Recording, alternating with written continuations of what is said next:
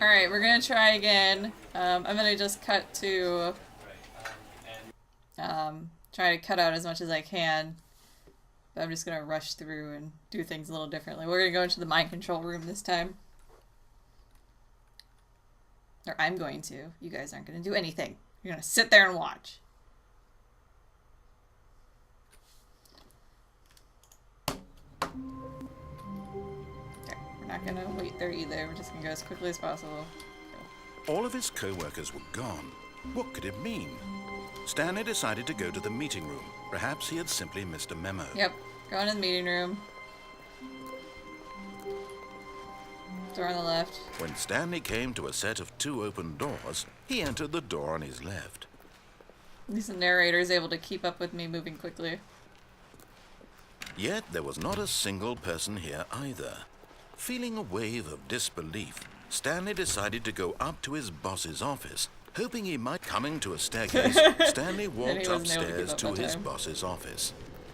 I moved too quickly.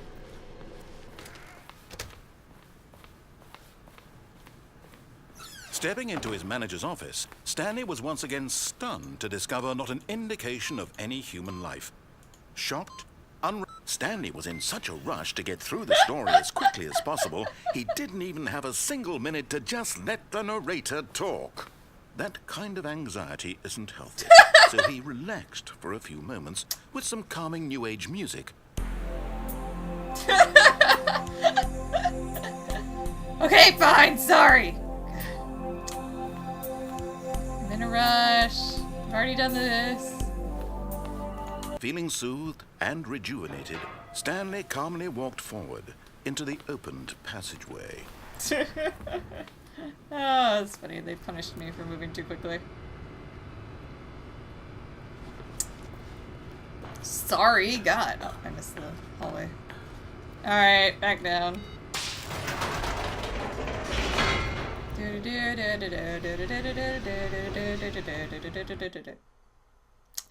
Loading.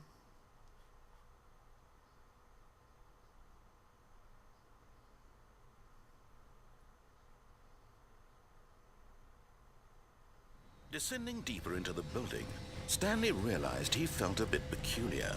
It was a stirring of emotion in his chest, as though he felt more free to think for himself, to question the nature of his job. Why did he feel this now, when for years it had never occurred to him? This question would not go unanswered for long. Okay, so now I'm just gonna listen to whatever the narrator tells me to do.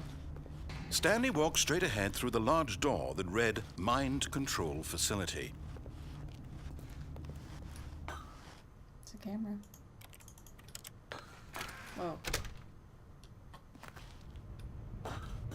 Okay, I'm on the catwalk.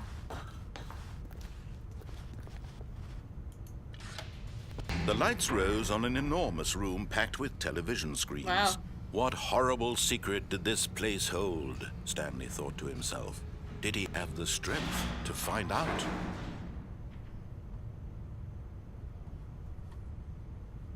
Okay, I guess. Oh, okay. A new pathway. You didn't tell me what to do, narrator. I didn't.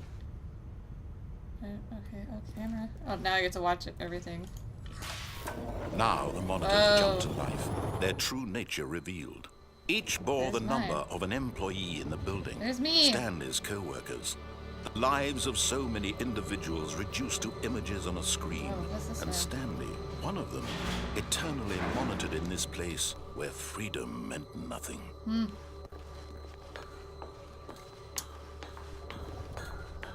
Narrator not being funny now. I'm disappointed. Uh-oh.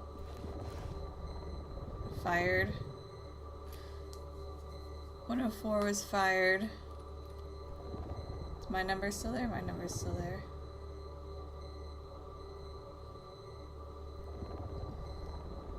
Let's see what 104 was doing. If we can tell.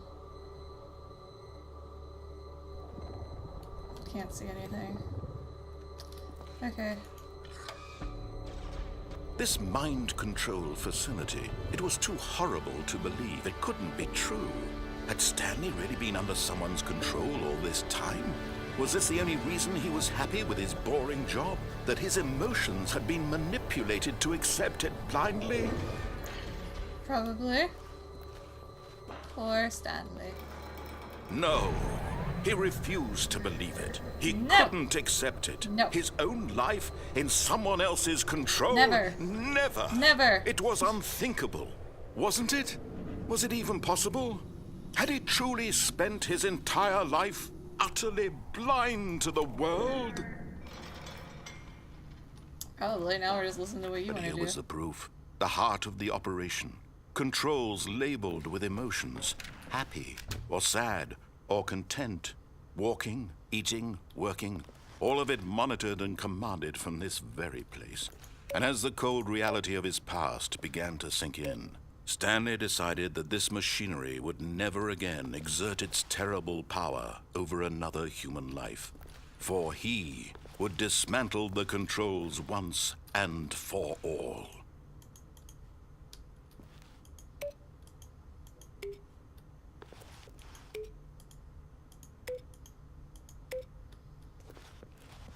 How do I do that? Tell me what to do, narrator. It's all offline. Console disabled. Of course it's locked. Why wouldn't it be locked? There's a new button.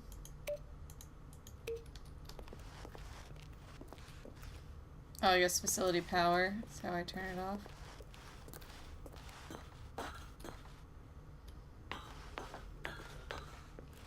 What's this? That is more of the same. Okay. Alright, let's go look at the power. 5. Idle, waiting, input. Okay.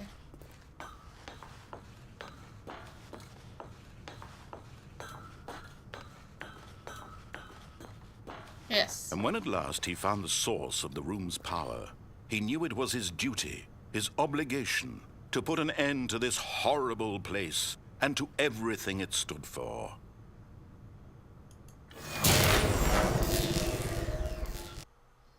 And now I can't see anything.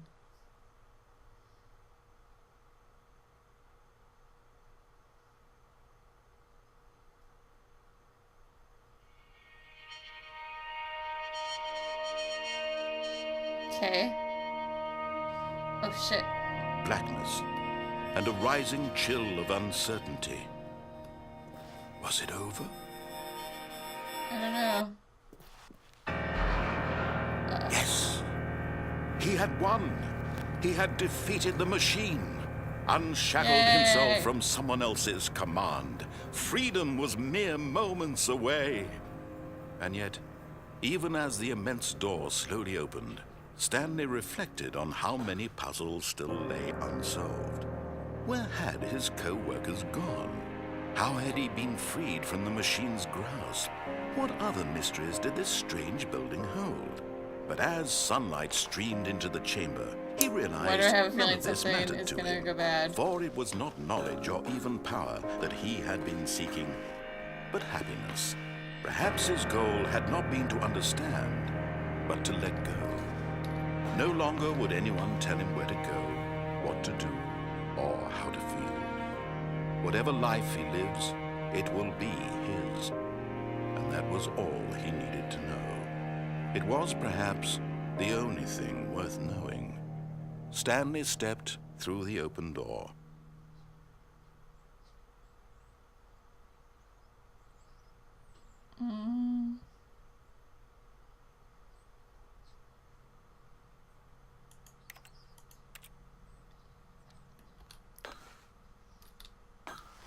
I'm scared, narrator. You gonna give me encouragement? Where's the power button? It's like gone. Okay, he's not saying anything, so I guess that's it. I know something bad's gonna happen. Oh. Stanley felt the cool breeze upon Nothing his happened. skin, the feeling of liberation, the immense possibility of the new path before him. This was exactly the way right now that things were meant to happen. And Stanley was happy. Yay!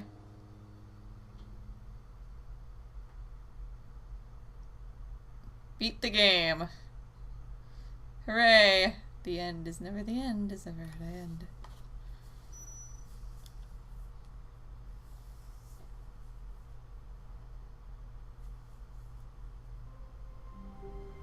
Okay, so it just brought me back to the beginning. Hold on, just 1 second.